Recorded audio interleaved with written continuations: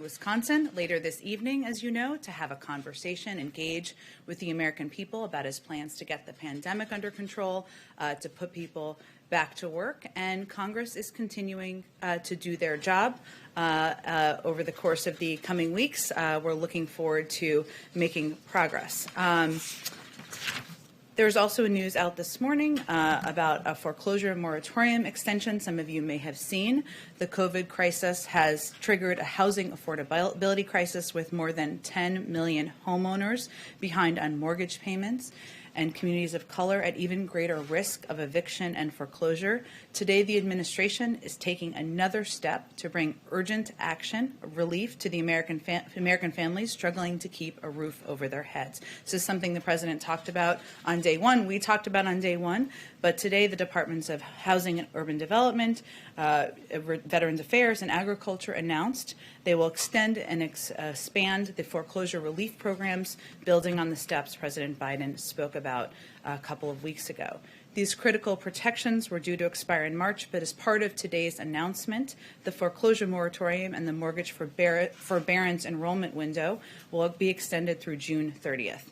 The administration will also provide up to 6 months of additional mortgage payments to forbearance for borrowers who entered forbearance on or before June 30th, 2020.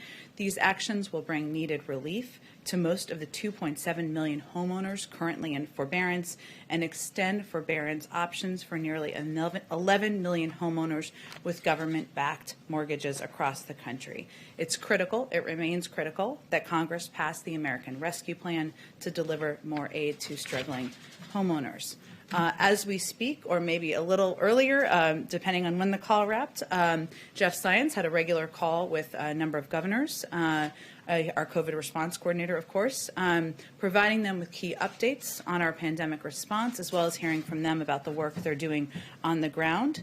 As a part of that call, he announced that we're increasing the vaccine supply to 13.5 million doses per week that will go out to states. This is a 57% increase from the amount states received when the president was inaugurated. So since then, obviously, we have announced a couple of increases over the course of time.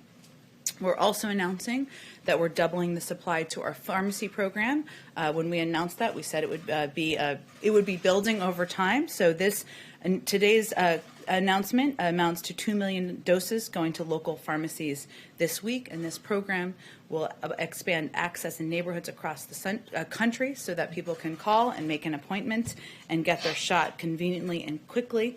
Eventually, as supply increases, more than 40,000 pharmacy locations nationwide will be providing COVID-19 vaccines through this program. This is a critical part of our plan. Second to last item. Second to last, but certainly not least, we opened healthcare.gov as planned and as we had announced for a special enrollment period until May 15th to provide all Americans the opportunity to sign up for health insurance. They can go to healthcare.gov. Nearly 9 million Americans are eligible for free or subsidized health insurance. Finally, as you know, a brutal Arctic mass impacted the central United States this weekend, bringing freezing rain, sleet, and snow from Texas to the mid-Atlantic. On Saturday night, Texas Governor Greg Abbott requested a federal emergency declaration due to the severe weather storm. Homeland Security Advisor Dr. Liz Sherwood-Randall called Governor Abbott on Sunday to let him know that the president had immediately granted his request to help meet the state's mass care and shelter needs. Yesterday, Liz additionally called the other governors in the storm's path on behalf of the president, including Governor Ivey of Alabama, Governor John Bel Edwards of Louisiana, Governor Laura Kelly of Kansas, Governor Reeves of Mississippi, and Governor Kevin Stitt of Oklahoma. She expressed the president's strong commitment to ensuring that the federal government proactively does everything it can to support state and local officials in preparing for and responding to the events that impact our citizens. We will, of course, continue to monitor the storm's updates in the days ahead. With that, go ahead. First, Jen, the president's schedule didn't have a whole lot of official events before he leaves this afternoon. Can you give us a sense of what he's been doing today? And then does he plan to reach out to those specific governors from those affected states, Governor Abbott and others who have been affected by the storm? I expect, so let me take the second one first. The president has been kept abreast, as I noted, of the events and been provided updates, regular updates on the storm and the progress, and of course, the emergency declaration. I don't have any calls to read out, but I expect he will be involved personally, and if we have calls that he's making himself, we will provide that information to all of you. In terms of what he's spending his day doing, he's continuing to have meetings with his policy teams and experts about his plans to bring relief to the American people and public, he's remained focused on that today behind the scenes before he travels to Wisconsin for a town hall later this evening. And just on the vaccine announcement, is there any discussion of this winter weather affecting the vaccine distribution? And what steps is the federal government taking to ensure that there's no spoilage of those vaccines, which have to be kept in those very cold temperatures during shipping and rain delays? You're right that we monitor, obviously, weather, Mother Nature, and the weather can sometimes impact and requires contingency planning, which is something our team is quite focused on. Our COVID-19 response team is also in close touch with state and local governments across the country. We're monitoring the situation in Texas very closely. Obviously, FEMA is running point on a number of the operational pieces, but while I don't have an update now, it's something we're very mindful of, and we contingency plan to ensure people are getting the doses they need at an appropriate timeline. On a different topic, Congressman Benny Thompson filed a civil suit against former President Trump. Part of what we expect to be a slew of civil suits against the former president and others involved in the January 6th insurrection. Does President Biden have any response to that, and does he support efforts like that to use the civil courts to hold President Trump accountable? He certainly supports the rights of individuals, members of Congress and otherwise, to take steps through the judicial process, but I don't think we have a further comment on it than that. Go ahead. Oh, sorry, Trevor, let me go to you. I promised. Go ahead. Just on two on foreign policy for you. First, there was a rocket attack in Iraq yesterday, and Iraqi officials have said that the group that took responsibility for that attack has ties to Iran. My question is, one, whether you've made that determination as well, and two, what kind of retaliation would be considered? Sure. Appreciate the question. We're still working through attribution with our Iraqi partners to determine precise attribution for this attack. Obviously, that's a priority. I will convey that we are outraged by last night's rocket attack in the Iraqi Kurdistan region. Initial reports indicate that the attacks killed one civilian contractor and injured several members of the coalition, including one American service member and several American contractors, and we offer our condolences to the loved ones of the civilian contractor killed. The Iraqi people have certainly suffered for far too long from this kind of violence and violation of their sovereignty. I will also note, and I think the State Department provided this update, but just for all of you, Secretary Blinken has reached out to the Kurdistan Regional Government Prime Minister Barzani, and Secretary Austin is speaking with his counterpart to offer assistance with the investigation and to help hold accountable those responsible for this attack, but we have not determined attribution at this point. And do you expect that there would be retaliation once that declaration is made? Well, as always, the President of the United States and the administration reserves the right to respond in the time and the manner of our choosing, but we'll wait for the attribution to be concluded first before we take any additional steps or obviously have any additional announcements. I will convey to you that obviously diplomacy is a priority with this administration and something that is front and center to our engagement with our global partners around the world. And certainly these calls are evidence of that, but that will always be a part of our strategy as well. And to the point of diplomacy, one thing that Germany has asked for is some relief as far as the Nord Stream 2 pipeline, and I'm just curious if you have an update on that, whether Biden will consider waiving the ability to do sanctions on companies related to that. Well, our position on Nord Stream 2 has been very clear, and it remains unchanged. President Biden has made clear that Nord Stream 2 is a bad deal. It's a bad deal because it divides Europe. It exposes Ukraine and Central Europe to Russian manipulation, and because it goes against Europe's own stated energy and security goals. We're continuing to monitor activity to complete or to certify the pipeline, and if such activity takes place, will make a determination of the applicability of sanctions. Importantly, sanctions are only one of among many important tools to ensure energy security, and we, of course, will do this all in partnership with our allies and partners. But our position has not changed on the deal. Go ahead. The president is changing gears this week, obviously looking beyond the Hill to get out and sell this plan to the American people. Is this a sign that he recognizes that he's not likely to get Republicans in Washington on board? He certainly wouldn't agree with that. I would say that the president's view of the package, well, one, I would say first, the president has not shifting gears. He has been focused every single day, even as others have not, which is understandable, on engaging with partners, stakeholders, people who agree with him, people who don't agree with him, on getting this package through. This is an opportunity, as you noted, to go out and have a conversation with the people of Wisconsin, people who agree with him, people who disagree with him. But if you look at the polls, they are very consistent. The vast majority of the American people like what they see in this package. And that should be an indication, or should be noted by members of Congress as they consider whether they're going to vote for it or not. So is he hoping then that these visits will help build pressure on members of Congress? No, his objective is really to make sure he is engaging directly with the people who are impacted by the pandemic, who are impacted by the economic downturn, who are worried about whether they're going to get a shot, who don't know where to get information, who are worried about whether they're going to be able to put food on the table. That's the focus of this trip. Obviously, Republicans in Congress will have to make their own choice about whether they support the final package. It's still working its way through Congress, but the vast majority of the public supports it, including the vast majority of most members' constituents, so it's really a question for them. And on another topic, would the president sign legislation to create a commission to investigate the January 6th attack? Well, I saw an announcement, I believe it was yesterday, if I'm remembering correctly, by Speaker Pelosi, or some comments, I should say. It's, of course, Congress's decision to form this commission, as we've talked about a bit in here, but it's certainly one the president would support. And President Biden has made clear his views on the tragic events of January 6th, including where responsibility for them lies. He backs efforts to shed additional light on the facts to ensure something like that never happens again. In addition to the recently announced desire to put together a commission or form a commission, we'll continue to work with Congress to identify measures that the federal government can take going forward to prevent violence we saw on January 6th. And as you know, probably, Mary, there's a number of hearings that are upcoming in the coming weeks, and we'll be cooperative with those, of course. What would you hope to learn through a commission? Because obviously we saw a very thorough airing of the events last week.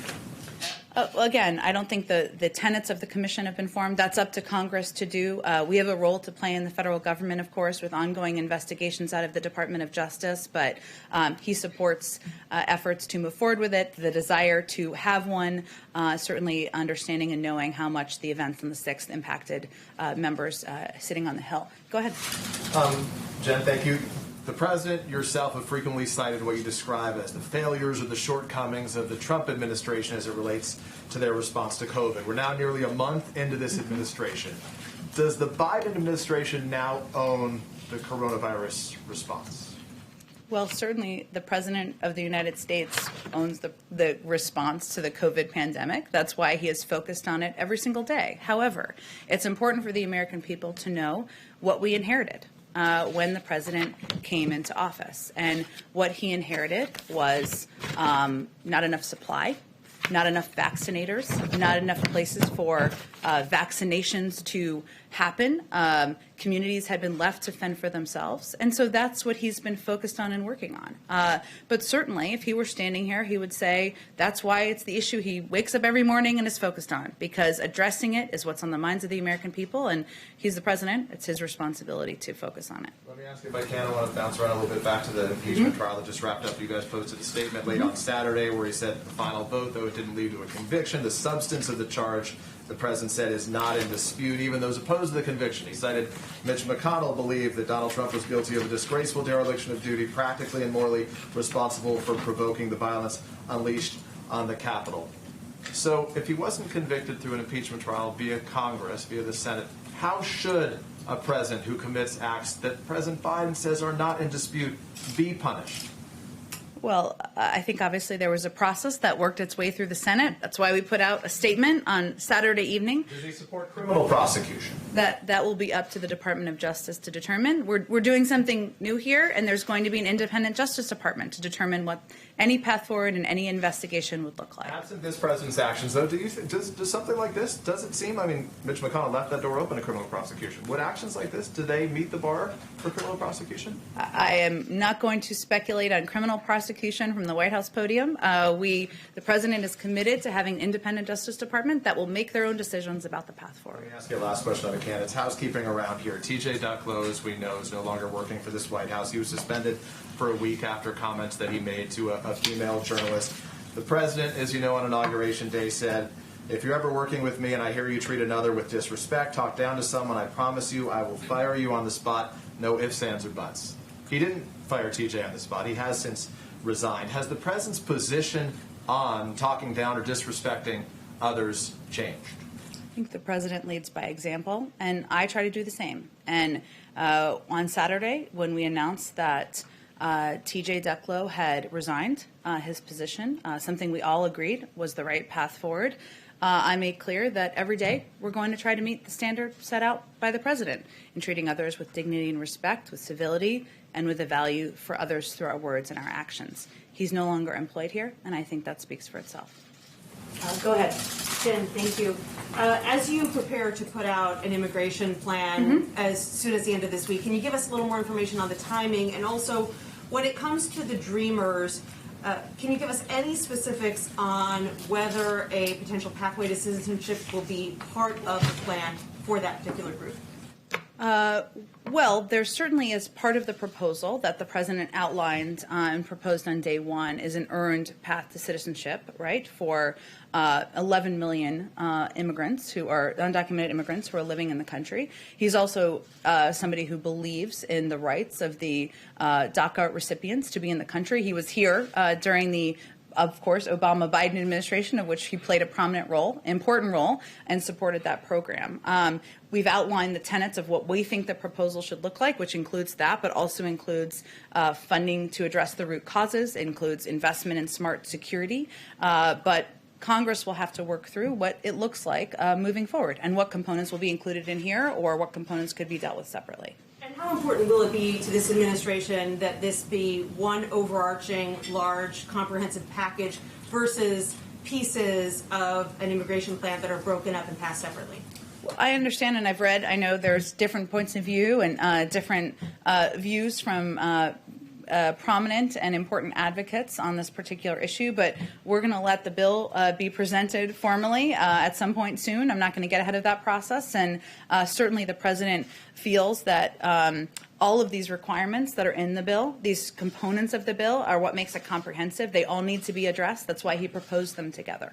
And does the president plan to rescind these Trump-era restrictions on immigration and work visas that have dramatically limited immigration? They're set to expire at the end of March. Will he let those expire naturally, or will he rescind them before that? Let me talk to our Department of Homeland Security. It's likely a conversation that would happen in coordination with them. Obviously, the president's view is that the approach of the prior administration was immoral, but also ineffective in terms of addressing the many challenges of an outdated immigration system. But I don't have an update on those particular requirements. Question on Afghanistan. Has the administration decided whether to further troop withdrawals below 2,500? And if the decision hasn't been made yet, when do you expect one?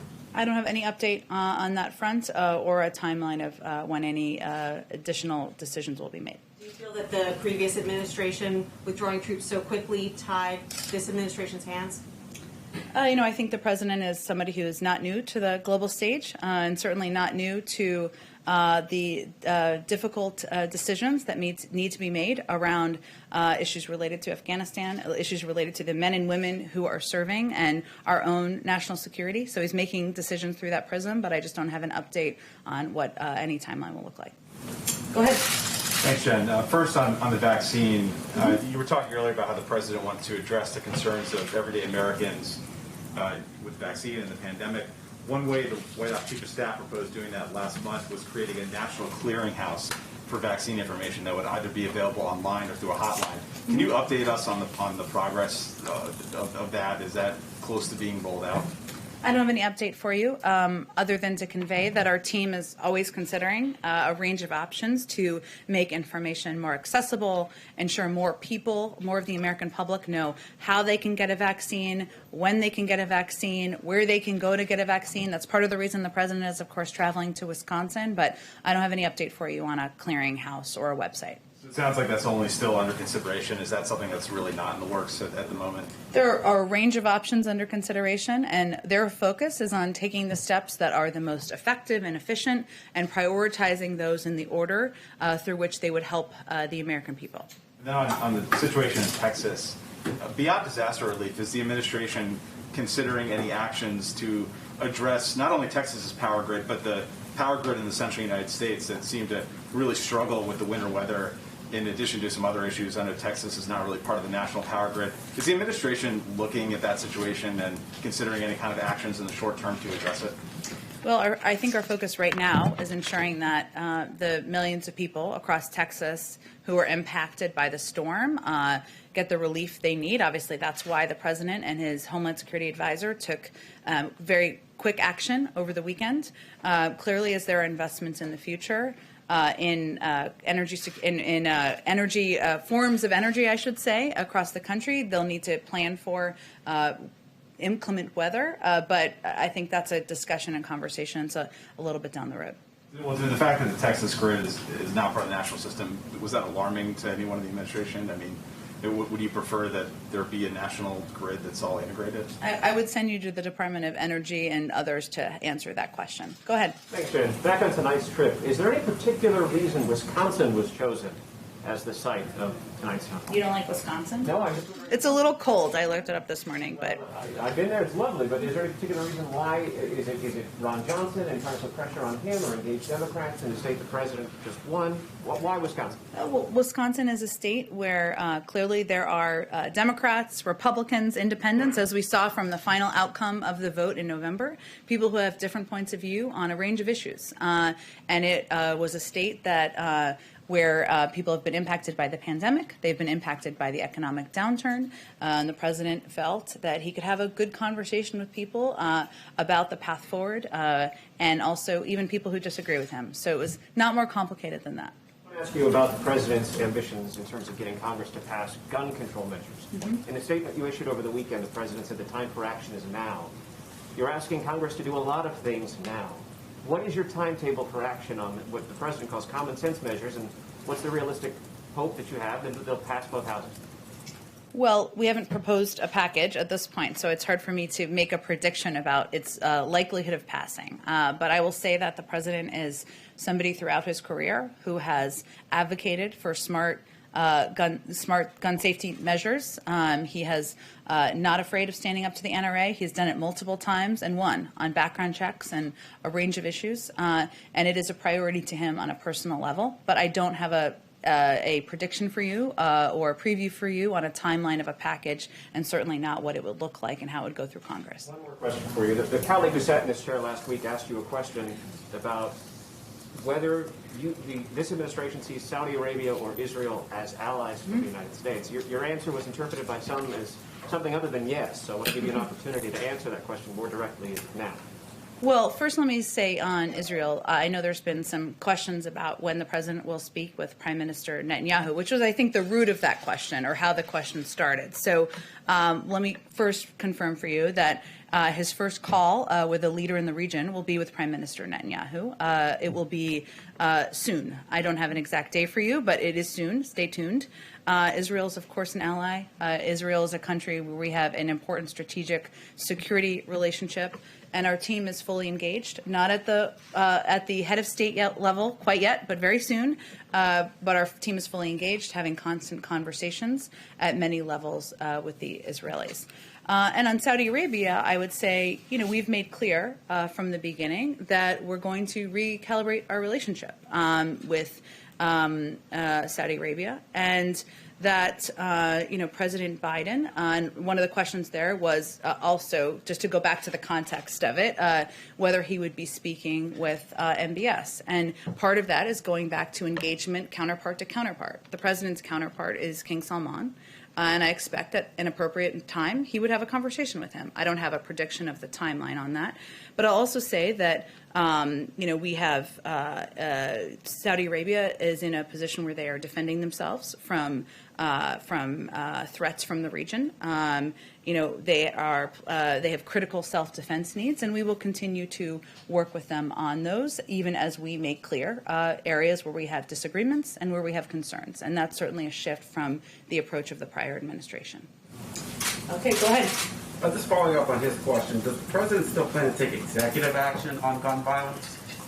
The president has a range of actions at his disposal. I think you were asking, Steve, about a legislative package, which I know, but he hasn't ruled out either of those options, of course, but I don't have anything to announce for you in terms of what the next steps would look like. I can just follow up on Texas. Is there anything else the White House can do to administer immediate relief to the residents of Texas right now?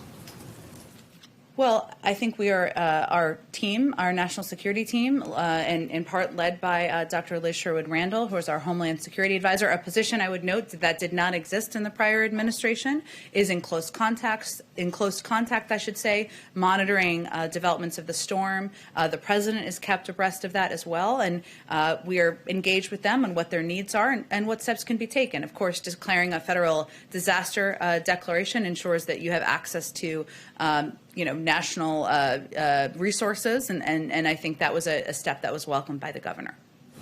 Go ahead. I have a quick circle back question. You said a few weeks ago that the White House would check to see if it was technically possible to release the visitor logs from the Trump administration.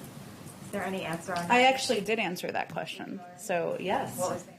The answer was it exists in the National Archives, so they would have access, and you'd have to go to them for access to archives of their visitor logs from their period of time when President Trump was there. And then just, you said a gun package, TBD on timing. It's not in the works yet. In terms of what's next after the relief package, is the plan to still do a big Build Back Better bill next, or a more narrow infrastructure bill next? Do we know what's coming next? We're focused right now on getting the American Rescue Plan passed, but the president is committed to engaging with a range of stakeholders. Of course, he had the meeting last week with senators about infrastructure. It's one of the areas where there's opportunity to work together. I think most people wouldn't argue that our roads, our bridges, our streets need to be rebuilt, but there are a lot of different needs and policy objectives the president has. So we haven't yet determined what the next priority forward would be, but he is engaging with his policy teams. As Zeke asked earlier, what he did today, what he did over the weekend, and a lot of that is having those discussions internally and with stakeholders about what's next. Go ahead. Yeah, thanks, Jen. A couple of quick questions. Both Senators Joe Manchin and Kristen Sinema have both expressed some opposition to increasing the minimum wage as it's laid out currently in the proposal in the Senate. And I wondered, is President Biden open to, lengthening the period of time over which the minimum wage could be increased? So, for example, getting it to $15 by 2030. Is he open to potentially extending the timeline there to get more people on board? Well, we'll let the process play out through the Senate, through the House first, and through the Senate as they're negotiating what the final components will look like in a package.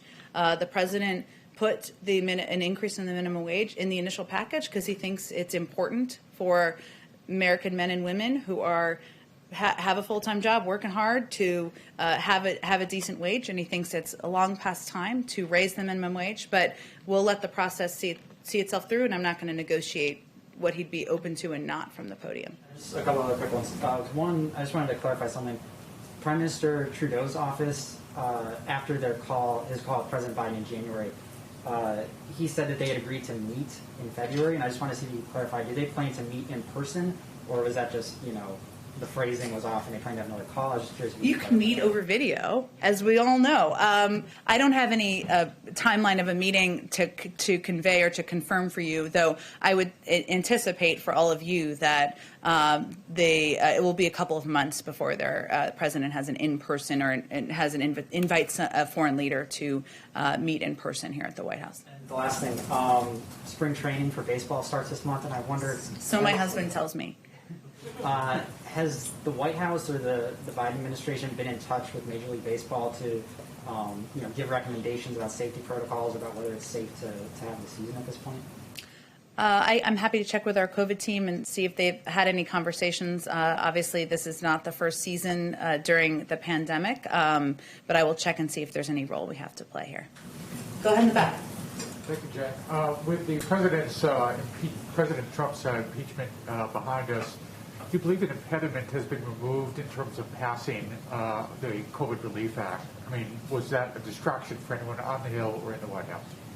It certainly wasn't for us. And members of Congress on the Hill continue to do their job in having conversations at the committee level.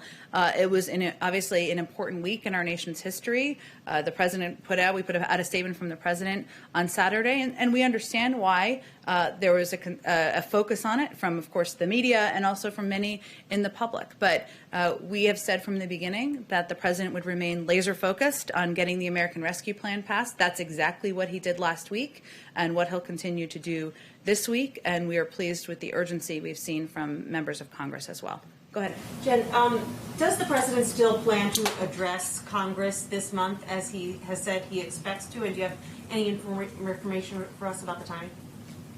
We don't know where the February 23rd date came from. It's a great mystery. I've not Nancy Drew'd that one out yet, but it was never planned to be in February, and we don't have a date for a joint session at this point.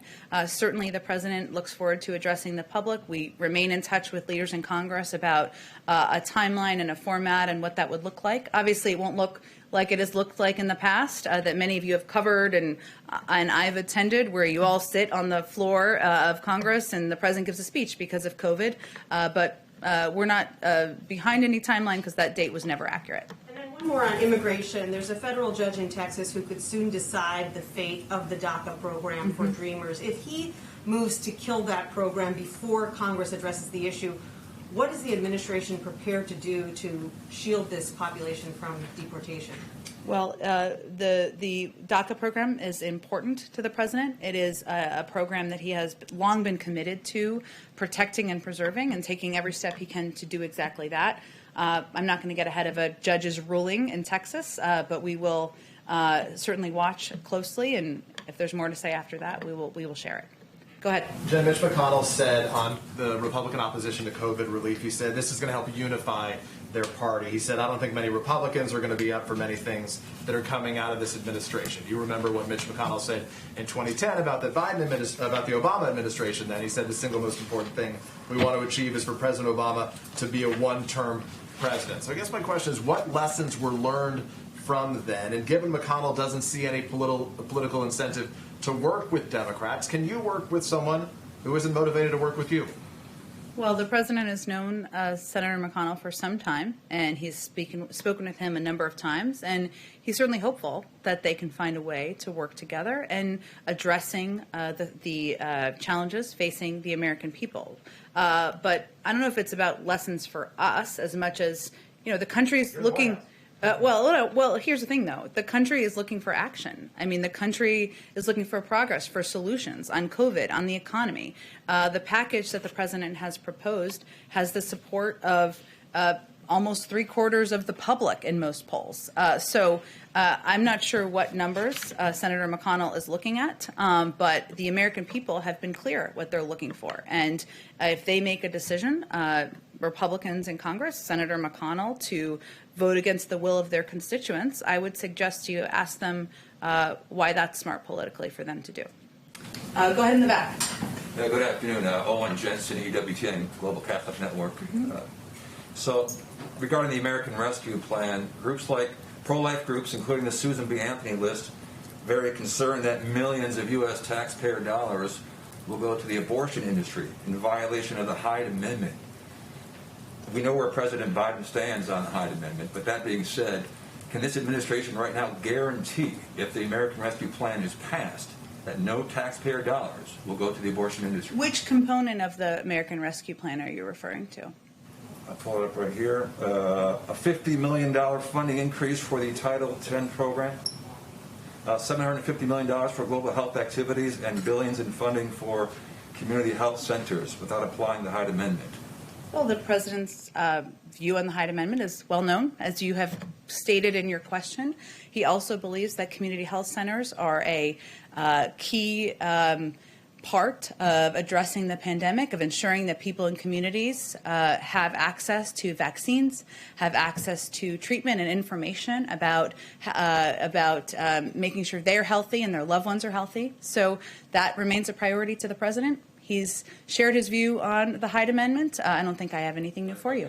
To follow up on that, can he guarantee Americans who don't want their tax dollars, pro-life Americans who don't want their tax dollars, funding abortion? Can the administration guarantee those tax dollars won't go to abortion? I think, Owen, as I've just noted, 3/4 of the public supports the components of the package, wants to see the pandemic get under control, wants to see people put back to work, vaccines and arms. So I think that answers your question. Okay, we're going to move on. Go ahead in the back. In a couple of days, the president will address the Munich Security Conference. And I think one point the Europeans would like to better understand it, what he means with foreign policy for the middle class. Does it mean to uphold Donald Trump's tariffs, like in the case of aluminum from the UAE?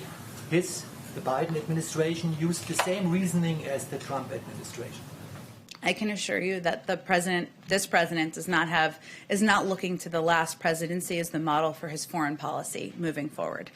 President Biden has been working in the global arena for decades, and what he means by foreign policy for the middle class is ensuring that our team working on economic issues, our team working on national security issues, our teams thinking about how policies impact the American people are talking, and that we make decisions and make policies through that prism. We are certainly reviewing a range of tariffs that have been put in place by the past administration. I don't have any updates on that for you, but what the president is speaking to is the importance of contemplating, integrating our domestic and national security teams and the policy making and the process that they go through, and his view that we are stronger globally if we take care of our house here at home. So that is part of his objective as well. Go ahead. Okay, thanks, Jen. When President Biden and Governor Andrew Cuomo met last week, did they speak about the delayed release of data on the COVID-19 deaths in nursing home in New York? The focus of the meeting was on the president providing an update on his plans to help get the pandemic under control, to discuss with them the American Rescue Plan, and in a large group meeting, have a discussion about what the challenges were that were facing governors and mayors. You heard some of the mayors come out here, so no, that was not a focus of their conversation or a topic. Another quick question. A lot of people, including Dr. Fauci, have said they felt side effects from the COVID vaccine. Did the president or vice president feel any side effects? I don't think I have any updates on that for you. They got their second vaccine several weeks ago, and they did that in public. But I can check if there's more of an update from any side effects weeks ago. And as the prep cooler, I have a question from a colleague. Sure, go ahead. Okay, thanks. This question is from Thomas Burr with News Nation. The president is flying to Michigan to tour the Pfizer plant and see the COVID vaccine. What is the administration doing now, almost a month into office, to increase vaccine availability, and how many White House staffers have been vaccinated?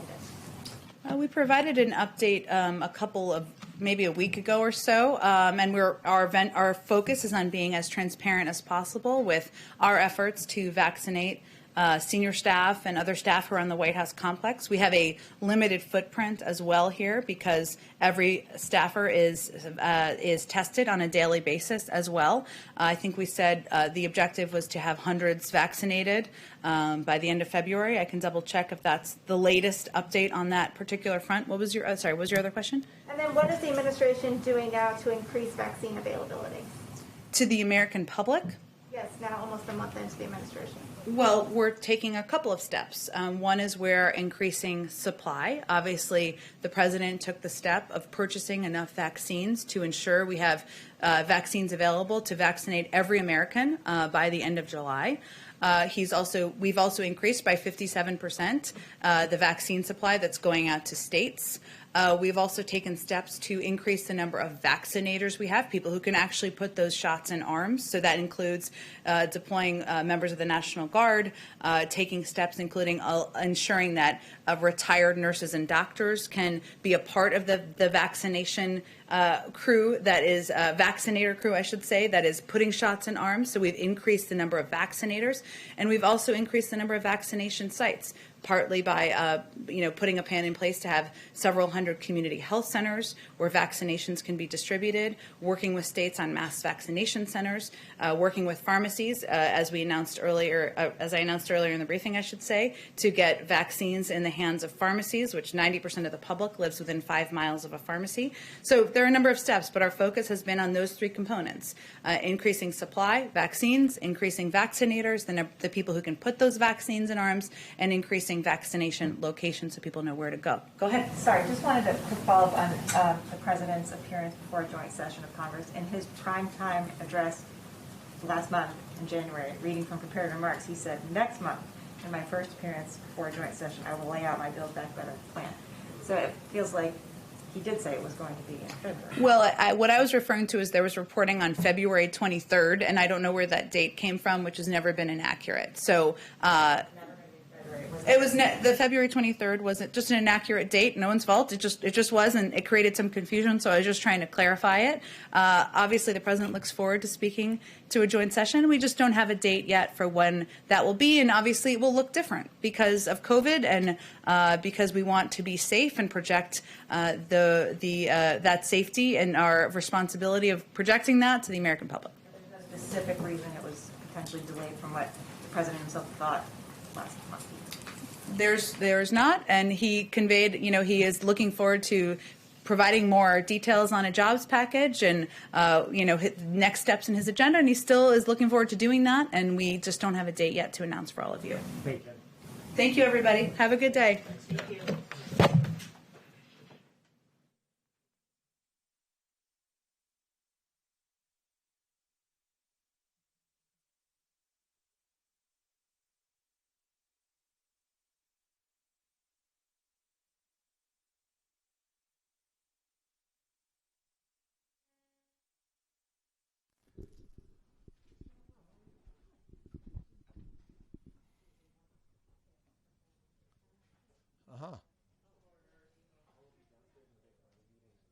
Yes.